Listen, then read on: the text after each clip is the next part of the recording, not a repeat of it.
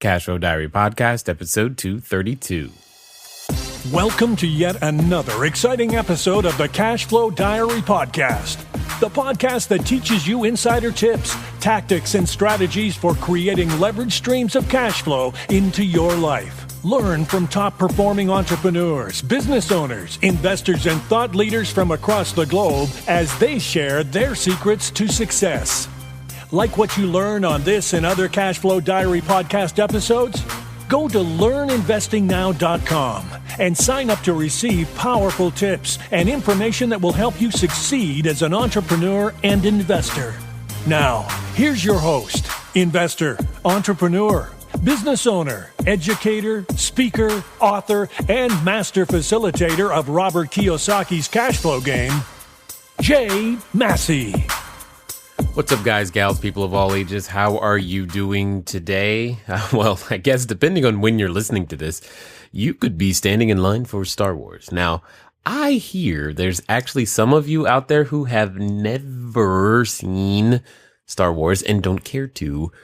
I've just been shocked. Like, wow, I did not know that actually existed. I guess not everybody is in the nerd crowd, but oh well, it's all good. If you are standing in line, then hopefully I can make this time go by. I can't tell you, depending on how early you got in line, this show is not going to last that long.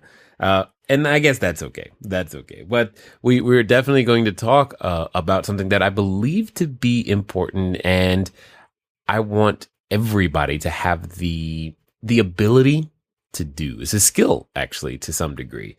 And it'll come in handy at many different times. And as you continue to go out there to develop yourself as a real estate entrepreneur, it's going to be extremely helpful because you guys know I don't pull any punches. I just tell you like it is. And there's going to be a number of hesitations, roadblocks, obstacles, call them whatever you'd like, in the way, especially before you get that first done, that first deal, that first 100 deals, or that first $1 million deal, multiple millions, whatever it is, whatever stage you are currently at in your career, wherever you're trying to get to next, there's a guaranteed at least one detour, roadblock, setback, sidetrack in your future. And depending on how big your dream is, you may not, quote unquote, accomplish it for quite some time yet. And most of the time when we're trying to do something new or something for the first time, it feels a long way off. And there are so many steps that we don't even know. And we can't even guess at all of the steps. We try to. We say, I know, I'm going to keep taking courses and talking to people so I can know every possible scenario that's going to happen to me. And yet, lo and behold, that never really works, and you never know, and then you're always surprised by something. I remember, in fact, one of my coaching clients in the past, they had, and I when they told me this happened, I was like, what? I didn't even understand it. I've owned a lot of real estate in my career, and I've experienced a lot of things. Yeah, so I've experienced the shootings. I've experienced, obviously, renting property, evicting people from property. I experienced fires, floods, pipe bursting, the boilers going bad, cabinets falling off walls. Even one time we were doing a rehab and fix and flip, and somebody stole the floor. I haven't figured that one out yet. Still, and yet, when you think you've experienced it all, there's always going to be something new. And one of my coaching clients said to me, and I just thought it was odd. I had never heard it. I mean, you got to understand, there have been Monday mornings where I've experienced the call, hey, your tenant's child just passed away, and oh, by the way, they're late on their rent. And you're like, what do you got to do? I've experienced that this person's late during Christmas seasons and holidays and all these types of things. What are you going to do? All of those things I've experienced. And for some of you, you probably just said, that's exactly why I don't want to be a landlord. And that's fine. Totally understood. They told me, this is what they said. And I was just like, wow, that's new. that now, mind you, it's not a tall skyscraper building we're talking about, but they said the building got struck by lightning. I'm like, struck by lightning? That's a new one. I've never had a building struck by lightning. Tell me more about that. And I was like, wow. The point I'm saying is you don't know what's in your way. You only know the destination that you want to end up at. And hopefully you have that clearly defined. Hopefully you do. And if you don't, then, well, that's probably one of the most important things you could do right now is to give yourself some of that direction, clarity, etc., in order to make it work. The challenge is, oftentimes we're used to measuring, especially if you've been an employee for any length of time or have had any other job or profession, you're used to measuring your success and or completion. And as an employee, that completion is usually, or you can feel that completion experience approximately every 2 weeks or every week or however frequently you ever get paid. You feel that sense of completion in that sense. As a self-employed person, you could feel that from job to job or client to client. Hey, I'm a graphic designer. When I'm done with this logo, I get that sense of completion. As a doctor, even, you finish this client, right? You done with this particular surgery, or as a dentist, you finish this appointment to clean teeth, or as an engineer, you finish the bridge, the building is built, the roof is back together, claims adjuster, right? The claim is done. I get that sense of completion. Well, as the entrepreneur, oftentimes what we're trying to do has so many steps that sense of completion, or, now I get to finally go focus on something else, it doesn't happen as frequently as we like. And the larger our portfolio gets, or the more bigger, the goal is, the less frequently you might actually get to feel that sense of completion and then that rush of that new project or possibility. And we've got to find a way to manage that, because you still got to see it through. And we must learn to measure progress, not necessarily completion.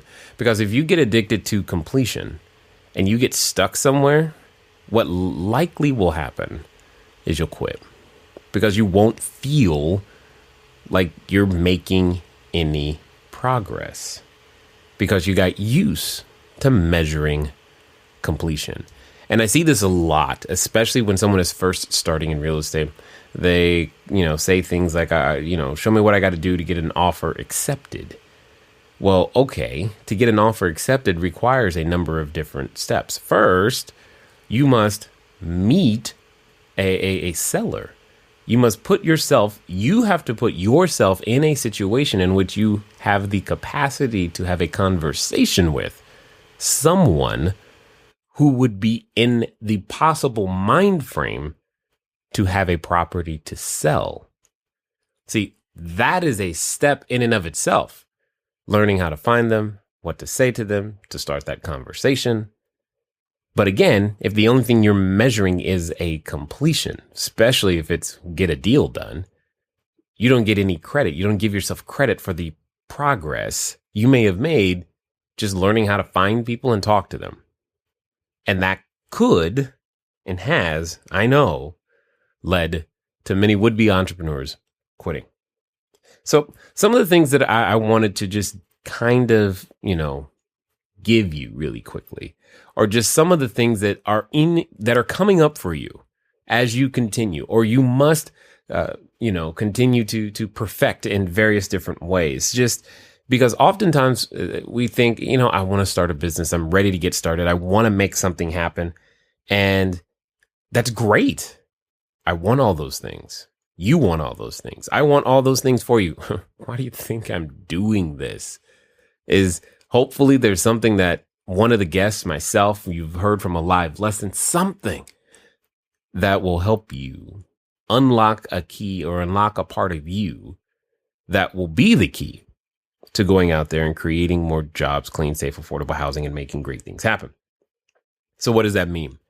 That means oftentimes when we say, or when you think, I want to be in real estate investing, or I want to take my real estate investing to the next level, we don't really know what we mean. We don't really know what we're asking for, other than to say that we want more commas and zeros in a paycheck at some point in the future. But what are some of the systems? What are some of the things that come up in that process that you may not be thinking about? And again, my intent isn't to give you a complete exhaustive list or even dive deep into each and every one of these items that I'm about to give you, but this could serve as a blueprint, a outline, a something to at least have it on your radar so that you know at some point, this is something I'm going to have to address and deal with. That doesn't necessarily mean you have to have all of the answers of any one of these at this moment, but at least I know that you'll know about it. Because I don't want you to get caught by surprise. Because that surprise and shock feeling, oh, that's a surefire recipe for I can't take this, I quit. So my attempt right now is to inoculate you, right? I'm going to give you a shot and do my best so that you don't catch quitting fever. That's really what I'm after at this moment. So I just want to give you some ideas of some of the things that are in your future, because you say, I want to be a real estate investor, but yet I want you to remember that also means you want to be a business owner. See, every other business owner has to deal with a lot of things in their life. And as a small business owner, as you and I are, we have a lot of things to deal with that we just may not be considering, we may not necessarily be trained for, and that's okay. You don't have to enter this having had a Harvard education or MBA from Wharton or any of those things. It's not required. You know, anyone who's, dare I say, brave enough can say, I'm in business today. That means you, right now. You know, you don't need someone's approval or a certificate to say I'm qualified. You get to make that decision. And by the way, it is a decision you will continually make. So I just want to kind of give you some ideas of things that you may not be thinking that I know are in your future. See, businesses run on systems, period. Businesses run on systems. Now, at the beginning, you know, you are the system and you're running all of these hats. And fortunately, because of the size of your business not being too large, any one of the hats doesn't take up too much of your time, but all of the hats take up more than all of your time. And some of you know exactly what I'm talking about when I say all of the hats take up more than all of your time. And at the beginning, you're obligated to get it all done because you are the chief everything officer. That is the definition of CEO, Chief Everything Officer. Well, what does that mean? It means that it's your responsibility to get it done, whether you have the skill set or not. The marketplace doesn't really care that, you know, you don't like talking to people. Like, see, I'm introverted and shy. The marketplace doesn't care. They're not going to take it easy because I may not be the best at striking up a conversation. And it doesn't matter. In order for my business, your business, our businesses to survive, guess what, people? We still got to do it. And that means you. Even if you were like me right now, listening to me in the corner at a party, hoping no one notices, and happy that way. And happy that way. It doesn't matter. Because marketing is one of those skills that you must not just learn, but master. In a perfectly mature situation, you are going to finally get to spend most of your time. If you're truly going to have a business, you're going to end up spending the majority of your time focused on marketing. And then the other one, which is sales, we'll get to that in a minute. But marketing, this is really an entire complex subject in and of itself. And we as real estate investors are woefully unprepared most of the time when we enter in to this arena. We think, I need to know how to fix a toilet. I need to know how to, I need to know how to put on a roof and what wood to use and how do I hold this hammer. and all of those things. I can't get started if I don't know those things. Well, that's fortunately not exactly true because if it was required, yours truly would not be able to get it done because I still require assistance to change some light bulbs. And I promise you, no one calls me to even hang a picture because they know, don't call Jay for these mechanical things. Just don't do it. It's not something I was gifted. But that doesn't mean, if you are that gifted, that doesn't mean, oh, cool, I got this real estate thing on lock because I can hold a hammer and I know my way around Home Depot. Okay, cool. I'm not saying it's not a nice skill set to have. I'm not even saying it's unnecessary. It's very needed. But what I am saying, as soon as you cross that line and call yourself a real estate investor, real estate entrepreneur, don't forget the entrepreneur part. And the part that's important is marketing. You got to know how to find a perfect stranger who might, and get them to want to be interested in whatever it is that you're doing at the time that you're doing it. And that's the skill set. You got to do this for buyers, sellers, and investors. And each of those three are completely different. Because you think it's just as, I just need this. I just need buyers. I just need, sellers. I just need investors. No, you're going to need it all when it's all said and done. And then once you found that new person, yes, you're going to have to sell them something. And now I know I said the word sales and you've heard us talk about it before, guys. This is not new. Sales is a part of business. Sales is a part of entrepreneurship. Sales, therefore, is a part of your real estate investing. Period. And you can't avoid it. And you can say to yourself, okay, I'm just going to go talk to a couple of my friends and that's it. Awesome. Here's the point. Your friends are eventually going to run out of resources, whether that be money, time, credit, knowledge, something. And you're going to need to borrow somebody else's. And that's when the sales is going to begin. Or you're going to get to this really awkward spot where a lot of people who have a normal job, that's when I normally run into most of you finally start looking when you're like, you know what? I got just enough to see a vision for making this real estate thing work, but not enough to actually quit the job. And that's when most of you begin to start looking. And that, I guess that's just to some degree, that's part of why we're here. But the point I'm saying is what's missing is how do I, now that I've got this portfolio that I was building leisurely, how do I do it intentionally? And a lot of the answer comes down to marketing and sales. This is not to downplay the need for operations and knowing how to, put roofs on, move houses, and all the things necessary to open escrow, close escrow, negotiate your vendor contracts, etc., etc. I'm not saying those things aren't necessary, but I'm saying you won't be doing any of them if you can't find someone to do business with and get them to do business with you.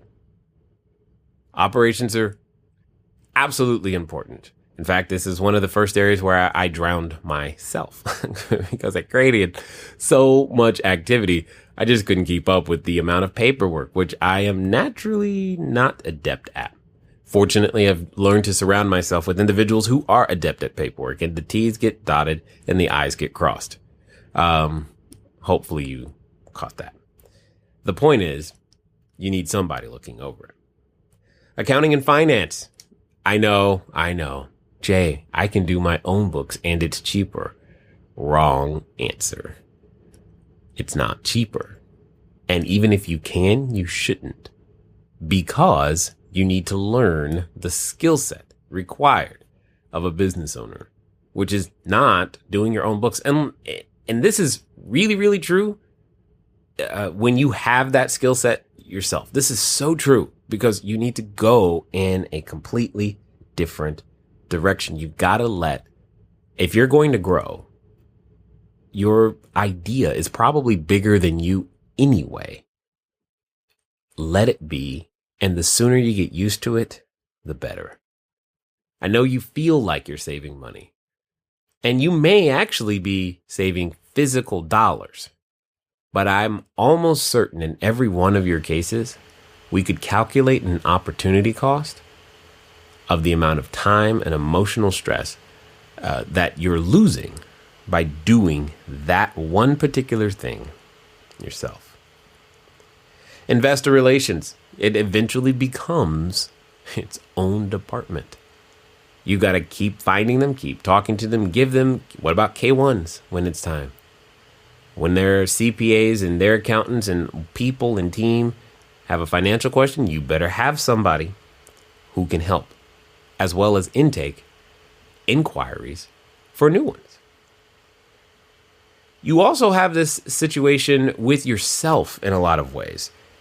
Like, you do realize that you've got 24 hours in a day. 24. You don't suddenly get more because, hey, I want to do more. Cool. You still got to do it within 24 hours. That's your allotted time. Mine too. Therefore, discipline and time management get pushed towards the forefront. Learning to prioritize. Yes, you may want to do a ton of great things and all of them may be beneficial and profitable, but which one can you do now? Should you do now? And is what you're doing the highest and best use of your time right now? A simple exercise to always ask yourself, especially as you're a small business, just ask yourself this simple question. What's my fastest path to cash?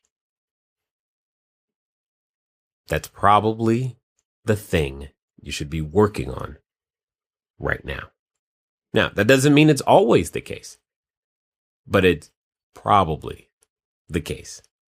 What's your fastest path to cash? For many real estate investors, especially as you are new, the fastest path is trying to find a transaction type that you can do that requires as little, hear me clearly, as little of your own knowledge as humanly possible, as little of your own experience as humanly possible.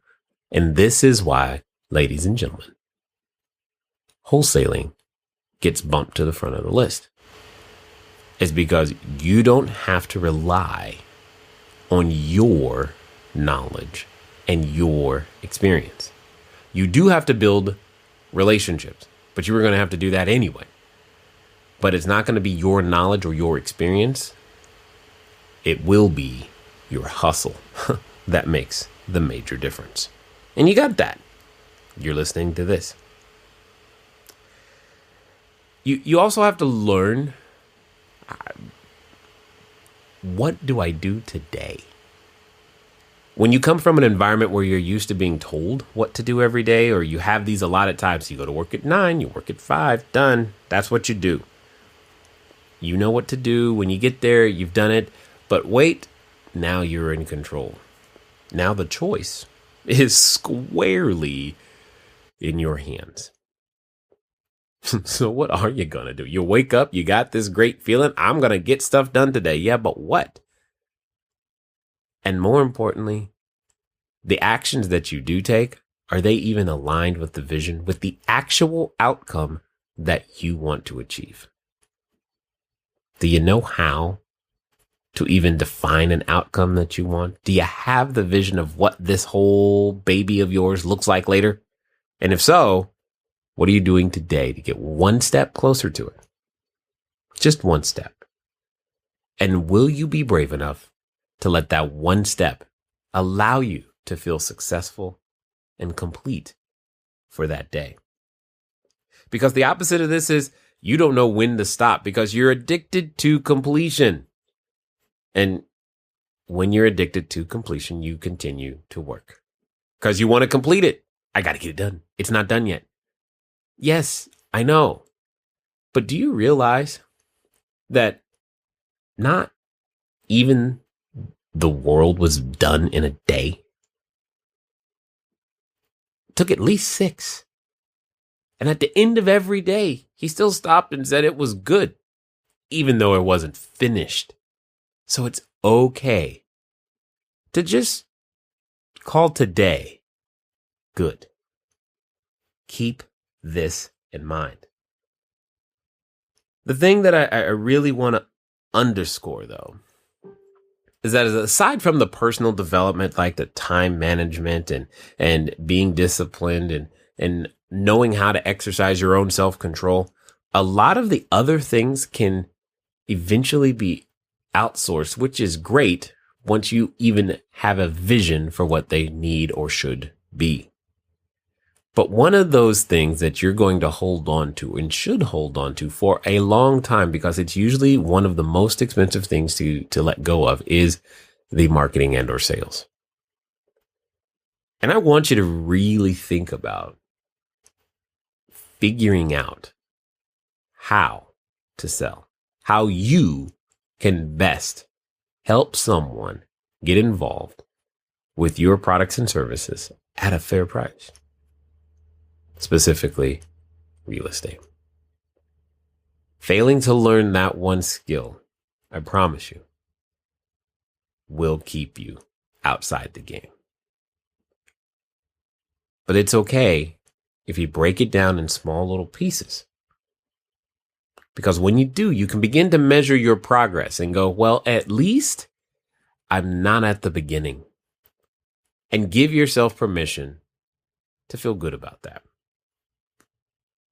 For those of you wondering if I've caused any sort of doubt and you are thinking, man, maybe I am ready to quit, I'm going to give you this one last thing. And my guess is you're not ready yet. I was taught a long time ago that I knew and I would know I was ready to quit when I could fill in the following sentence. And here it is. I gave up all of my hopes and dreams for, and fill in that blank. If you can't find a way to fill in that blank, then that's because you're not quite yet ready. Now, you might be frustrated. Totally understood. But you're not ready to stop. Because what it is that you are after is worthy, it's worthwhile, and most of all, it's yours. So, with all that being said, if you want to figure out how to get all of these things off the ground and your process started, here's what I want you to do. I want you to go pick up a copy of my book, Cashflow Diary, 10 Steps to Creating Wealth in Any Economy. In fact, because you are here, you get an electronic copy at no cost. And for those of you who like the audio, well, if you do this, I'll give you a discount on that audio as well. Send a text message to 72,000. You're going to text the word book. Text book to 72000. That's going to respond with a link. When you get that link on your phone, click it, put in your name and email, and guess what? You're going to get a copy in your email of Cashflow Diary, 10 Steps to Creating Wealth in Any Economy. And for those of you that want the audio, you'll be given a very special link that'll give you the ability to get the audiobook at half off. If you like that, great. If you just want the audio or the digital PDF, completely free, no big deal. Okay? I'm hoping that your time standing in line for Star Wars has been well worth it. Or whatever it is you're doing. It's been fun talking to you today. I look forward to talking to you soon. Until next time.